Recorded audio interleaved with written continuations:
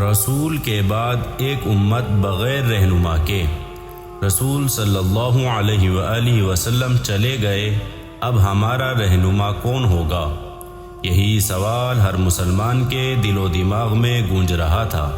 شروعات سے دیکھیں تو اللہ تعالیٰ نے دنیا کے ہر زمانے میں اپنے پیغمبر بھیجے، جنہوں نے انسانیت کو بتایا کہ زندگی کا اصل مقصد کیا ہے۔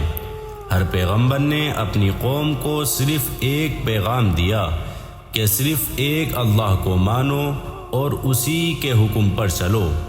لیکن جب حضور صلی اللہ علیہ وآلہ وسلم آئے تو وہ صرف ایک قوم یا ایک شہر کے لیے نہیں آئے، وہ پوری انسانیت کے لیے رحمت بن کر آئے۔ ان کا پیغام تھا کہ میں تمہارے بیچ قرآن لے کر آیا ہوں، جس میں ہر زمانے، ہر قوم اور ہر شخص کے لیے ہدایت ہے۔ لیکن جب ان کا دنیا کا سفر ختم ہوا تو وہ پل مسلمانوں کے لیے سب سے زیادہ دردناک تھا۔ 12 ربیع الاول 11 ہجری یعنی 8 جون 632 ہجری، اس دن حضور صلی اللہ علیہ وآلہ وسلم نے دنیا سے رخصت لی۔ جب یہ خبر پھیلی تو مدینے کا ہر کونا اشک بار تھا۔ ابو بکر صدیق رضی اللہ عنہ نے جب یہ سنا تو رو دیے۔ وہ سیدھا رسول صلی اللہ علیہ وآلہ وسلم کے پاس گئے، ان کے چہرے سے پردہ ہٹایا، ان کی پیشانی کا بوسہ لیا اور کہا، آپ نے ایک پیغام کو پورا کیا، آپ اب ہمیشہ کے لیے اپنے رب کے پاس چلے گئے۔ پھر انہوں نے مسجد میں جا کر سب کو سمجھایا، سب کو تسلی دی۔ لوگوں کو یقین ہی نہیں ہو رہا تھا کہ رسول صلی اللہ علیہ وآلہ وسلم واقعی چلے گئے ہیں۔ حضرت عمر تو اتنے شدت سے غم میں ڈوب گئے کہ کہنے لگے، جو بولے گا کہ اللہ کے رسول وفات پا گئے، میں اس کا سر کاٹ دوں گا۔ تب ابو بکر رضی اللہ عنہ منبر پر چڑھ کر سورہ آل عمران کی آیت نمبر 144 پڑھی۔ محمد صرف ایک رسول تھے، ان سے پہلے بھی کئی رسول گزر چکے ہیں، کیا اگر وہ وفات پا جائیں یا شہید کر دیے جائیں تو تم پیچھے منہ موڑ جاؤ گے؟ سب کی آنکھیں کھل گئیں، سب سمجھ گئے کہ رسول اللہ صلی اللہ علیہ وآلہ وسلم بھی انسان تھے اور ہر انسان کو موت کا مزہ چکھنا ہے، لیکن اللہ وہ تو زندہ ہے اور ہمیشہ رہے گا۔ اب سوال یہ تھا کہ رسول اللہ صلی اللہ علیہ وآلہ وسلم کے بعد امت کا رہنما کون ہوگا؟ اسلام کو کون سنبھالے گا؟ اگر کسی نے مدینے پر حملہ کیا تو زکوٰۃ کا نظام کون چلائے گا؟ اگر کوئی قرآن کے حکم کو نہ مانے تو یہ سب سوالات ذہنوں میں گونج رہے تھے۔ اس وقت صرف قرآن تھا، حدیث کی کتابیں جیسے آج کے دور میں ہیں وہ تب تک لکھی نہیں گئی تھیں۔ تب کچھ انصار نے، جو مدینے کے لوگ تھے، مل کر فیصلہ کیا کہ اگلا لیڈر ان میں سے ہونا چاہیے۔ لیکن انصار 2 گروپس میں تھے، اوس اور خزرج۔ اسلام سے پہلے دونوں قبیلے ایک دوسرے کے دشمن تھے۔ انہوں نے سوچا کہ ایک لیڈر مہاجر یعنی مکہ سے آیا ہوا شخص اور ایک انصار یعنی مدینے کا، لیکن بات بحث تک چلی گئی، مسلم امہ میں فساد پڑنے لگا، شیطان نے اپنا کام شروع کر دیا تھا امت کو توڑنے کا۔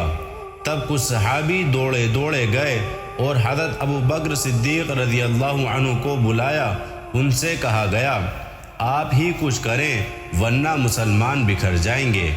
ابو بکر اس وقت رسول صلی اللہ علیہ وآلہ وسلم کے تدفین کی تیاری کر رہے تھے، لیکن انہوں نے دین کی یونٹی کو بچانے کے لیے سب کچھ چھوڑ دیا۔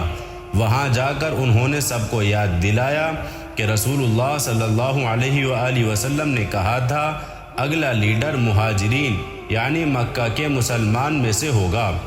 اور سب سے بڑا کلو یہ تھا کہ جب رسول صلی اللہ علیہ وآلہ وسلم بیمار تھے تو انہوں نے ابو بکر کو 17 بار نماز میں امام بنایا۔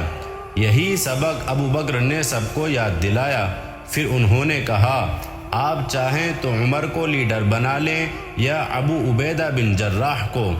تب عمر رضی اللہ عنہ کھڑے ہوئے اور کہا، نہیں، ابو بکر ہی ہمارے سب سے بہترین لیڈر ہیں۔ ابو بکر صدیق کا بچپن۔ ایک بار ان کے والد نے کہا، جا کر کعبہ کے بتوں کے سامنے سجدہ کرو۔ انہوں نے دیکھا نہ وہ سنتے ہیں نہ بولتے ہیں۔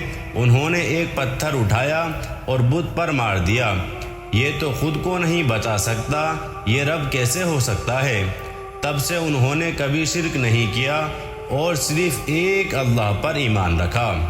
ابو بکر وہ شخص تھے جو سب سے پہلے رسول پر ایمان لائے، ہر مشکل میں رسول کے ساتھ رہے، غریبوں کی مدد کی، ہجرت کے وقت غار میں رسول کے ساتھ رہے اور رسول صلی اللہ علیہ وسلم نے ان کو آخر وقت میں نماز کی امامت کے لیے چنا۔